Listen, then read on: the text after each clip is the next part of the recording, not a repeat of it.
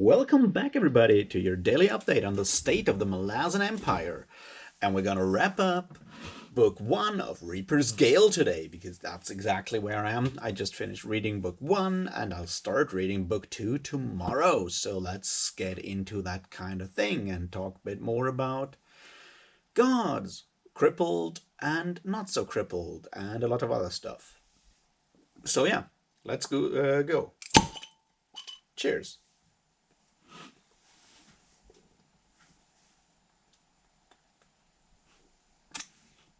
All right. Yes, we continue basically on the same thing that I spoke about yesterday with part 1 of Reaper's Gale, book 1. So our characters are still just people we met within Midnight Tides or haven't met before. The Malazan part of the Malazan Book of the Fallen is not on the table. We're still, getting a picture of where the Lether Empire is at this point, what's going on there, and where people are. Sort of getting us back up to speed, I guess. I mean, up to speed on, or basically finding out what all happened in the time between, during the Bone Hunters, I guess. Mostly during the Bone Hunters. Although we're sort of reaching the end of that, because now the fleet with those champions that we've met at the end of Bone Hunters is returning. So there's that. So we're gonna figure out what else is going on relatively soon. We obviously have more of the our main three. Well, that's three, I guess. We have 3 points where things are going on at this point. That's like Lethargus itself. That is the Aldan, that with the red mask, and Brul Hundar and so forth, people there, and then it's the group of the Hunted that have just met a certain sort of Tist Andy named Clip. What an annoying bastard. And that will remain that way, I fear. Those are like our 3 main plots, if you want to, confine the things that happen in Lethargus into like one plot or like thread of narrative or whatever, which is obviously just one way to look at it, because there's a ton of different characters that are or are not converging and so forth. But still, that's where the main things are at the moment.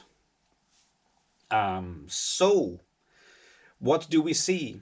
We see some more of the whole like torturing stuff with the what's it called, the Patriots going on. There's a few interesting comments, I guess, this time around. Once again in the chapter, like the quotes at the chapter headings. There's one on the like strict control versus like individualism on the other hand quote, that I feel is another one of those that give us a rather deeper glimpse into the things or observations moving Stephen Erickson while he was writing the Book of the Fallen, and I certainly see where that is coming from. Yes. And those are like, things that kind of help to put stuff that is going on within the greater narrative into perspective, which I guess by this point we've all figured out about those chapter headings. There's that. Another big thing, I feel like the biggest thing in those 3 chapters that happened is something in like very small details. And that's on the one hand in the discussion between Silcha's Ruin and the Krishnan in that fort at the top of the pass where he kills all the Tist Edur except that Krishnan. And they have this discussion on the crippled god. And here I feel is something of a turning point. Because we get a new perspective on the crippled god. Silcha's Ruin has at least a modicum of empathy for the crippled god. You know, he's having that discussions like maybe the crippled god is maybe the crippled god has been turned into what he is now by all the worshippers, because worshippers have an influence on the crippled god. Maybe he would have healed by now if not all his worshippers are also like crippled by all these things and all this inner rage and all these drives, greed, and all these worldly drives that have basically chained him to who he is right now. And that's a big turning point, because and then again, he has like, the other thing there is that obviously people in pain want to lash out. And having that bit of empathy there, we see an echo of that in the short conversation that you have, like the short conversation that Nissal has with Jada, the queen, but also in that sort of almost Gollum Smeagol like conversation that she has, that the Broken Queen has with herself about wanting a throne. And she has that conversation basically with the crippled god, and he's really pissed off by these demands, these worldly problematic demands by all these angry, wounded people who never learn. Maybe that he said that like about humans being this problematic, and it just, you know, made me remember that these fucking humans quote from The Steel Remains that I talked about on Sunday. But yeah, no, don't want to go into that again. It's just like we basically see confirmed something of what Silchas Ruin pointed out, is like that the crippled god at this point doesn't have many options. He is still crippled and in pain because his worshippers are that way, and that pain makes him lash out. And he can't really change who he is at that point, and that's why he has to be pitied for, because the sheer like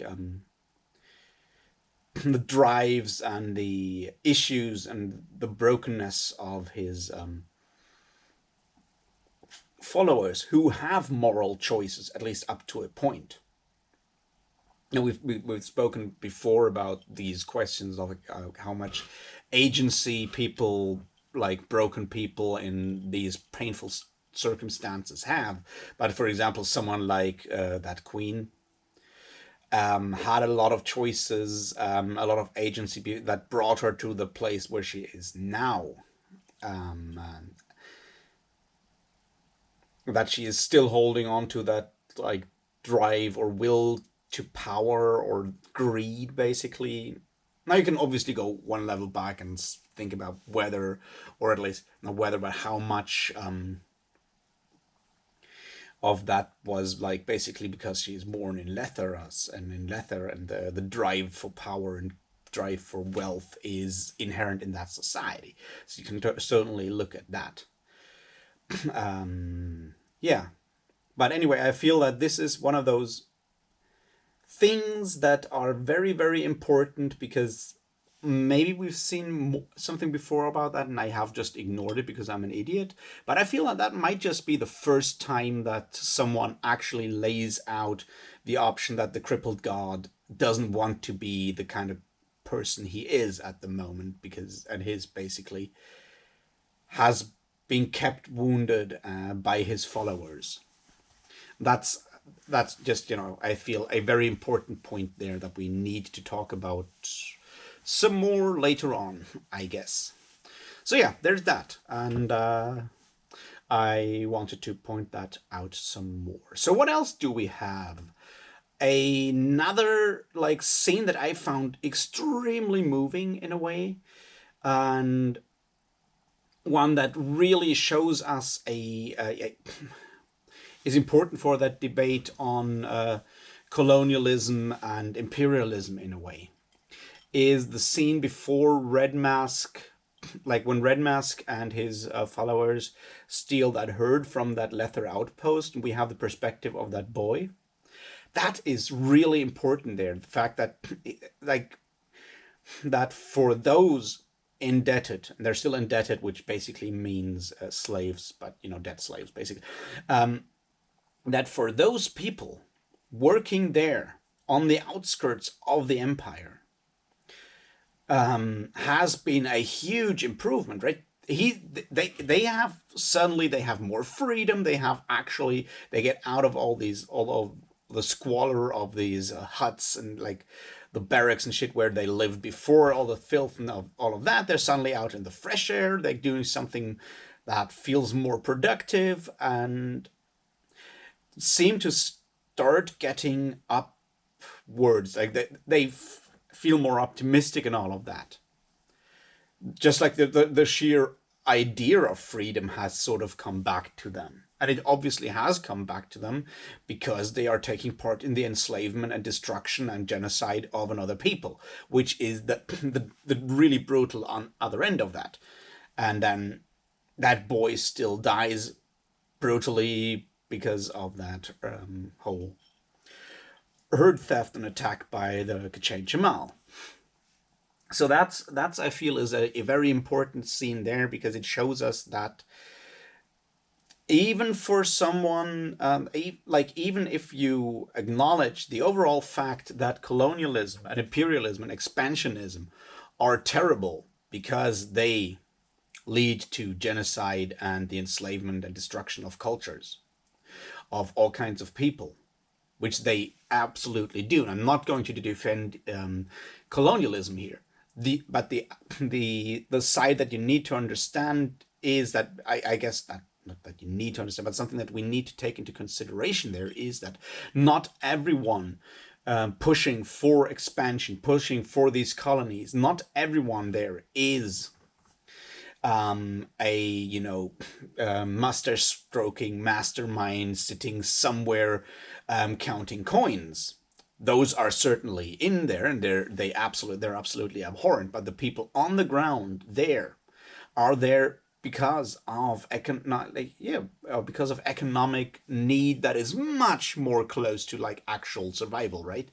They need to go there because they have no other option, and that is that's the kind of thing that really wants you makes me want to just burn down the entire system, because it's fucked. They're like both sides are fucked there. They're all done. They all will die because of how this expansion is working, because they're up against a superior, like in numbers and technology, superior opponent.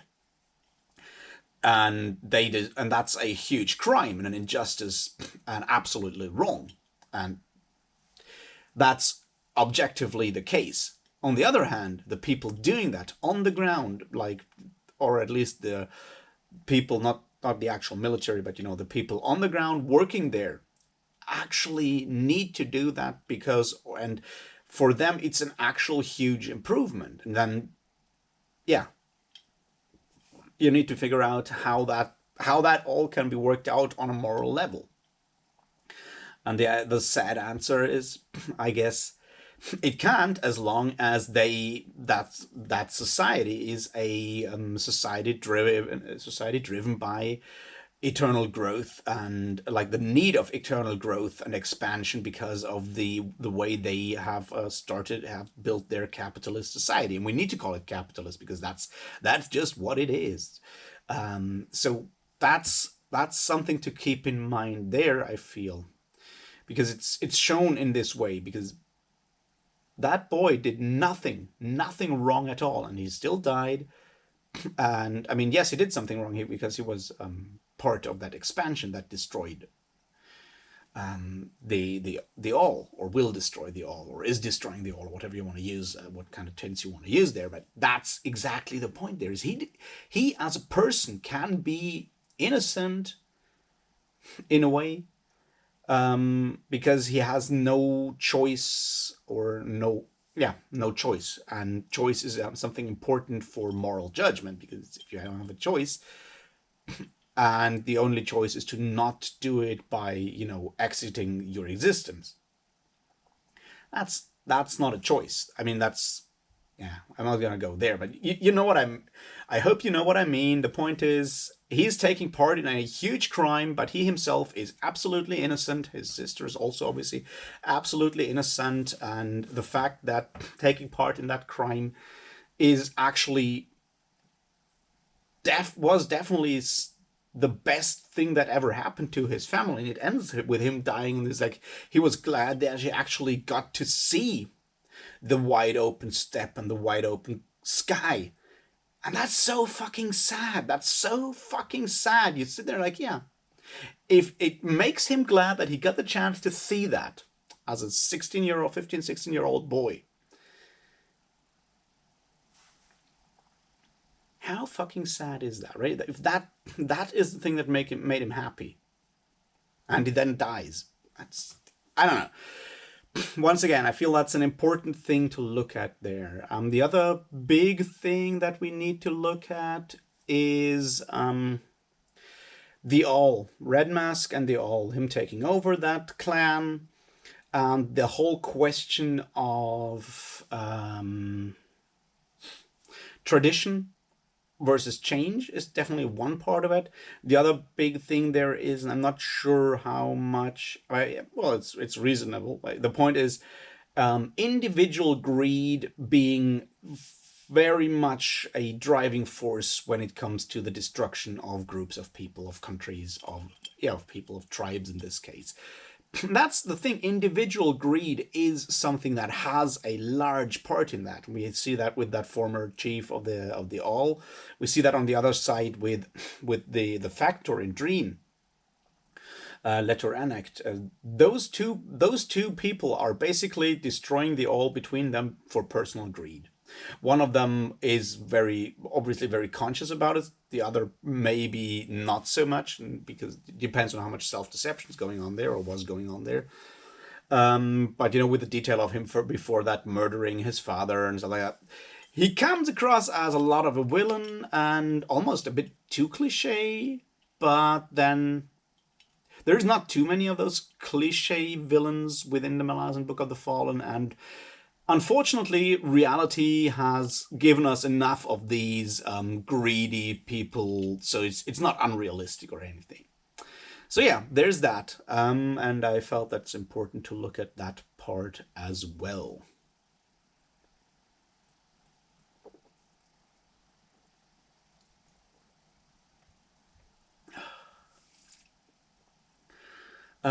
Yes, traditional fighting versus traditions versus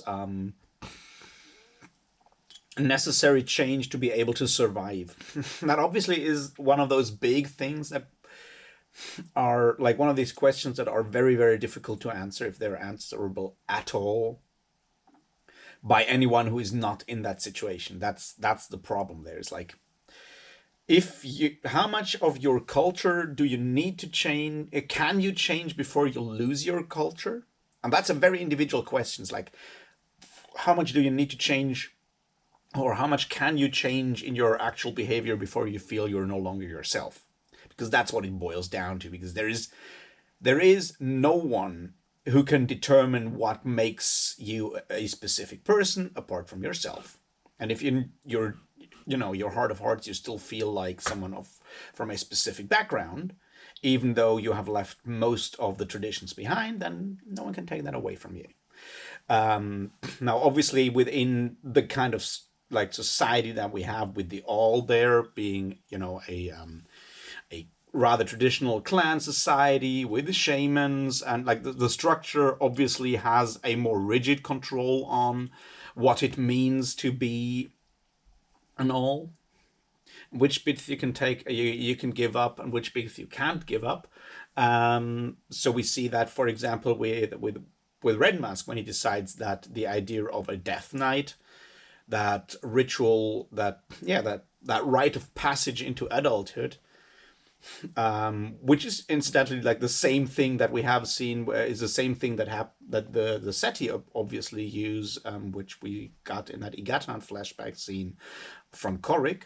But that idea of spending that night underground in that coffin kind of thing, that is something that Red Mask at least deems to be essential essential for being an all, whereas fighting style is something that is up for debate, obviously, for him. Now, he has obviously a rather specific focus right now, which is military war, is military conflict with the Lether Edur Empire. There's that, but still, and yes, the idea of having a specific rite of passage that marks the change from adolescence to adulthood is something that is kind of difficult. I mean, is something that for more primitive, and I don't want to use primitive is the wrong word, but for certain types of society, that is a vital thing. It's something that has lost a lot of meaning in most like Western capitalist societies, because maybe it's once again this part of this discussion about individualism versus this rigid structure and conformity, because what we have there is rigid structure and conformity, and it loses meaning when we come to a more individualistic society, because every individual decides or doesn't has to figure out for themselves when they feel adult as opposed to adolescent in a way. Also, it's something that people can afford a lack of a rite of passage with a certain amount of economic wealth and ease of life that you get in specifics in those kind of societies, is sort of what I feel is something that you can take away from that, even though it's not exactly, a big deal or anything that I would read into that. Those are more just like my rambling, getting off the track kind of thoughts, because let's face it, I haven't had a rite of passage at all, because I'm not in a society where that is a thing. Anyway, enough of that, because my thoughts are starting to wander, and I remember things that I thought I wanted to say in that video on the Steel Remains, which I didn't, because I recorded it at like midnight and I wasn't exactly the smartest back then. Anyway, back to more things that I found interesting in these chapters. And it's, I think, it's chapter 4, probably chapter 4 or chapter 5, where we have that long passage about these big river turtles and the nests of the river turtles. And it's once again one of those things where we see Steven Erikson's writing skills and experience with stuff that comes from outside your average fantasy novel. Because that whole series, how we basically follow the passage of that nest down the river, past all these different elements, all these different scenes within Lethargus, with their specific discussions that are going on there. And at the same time, we kind of get the story of how not the story of how, but the story of how these turtles work, with the danger that under the nest there might be hiding this full-grown dangerous turtle that could either eat the nest or eat something else that comes close to the nest, and so forth.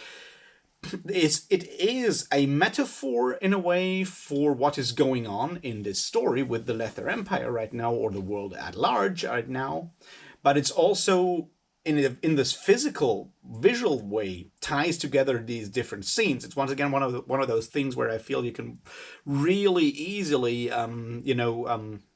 actually use it if you would ever try to actually make a movie or TV show adaptation of the Malazan Book of the Fallen. You could use that perfectly as your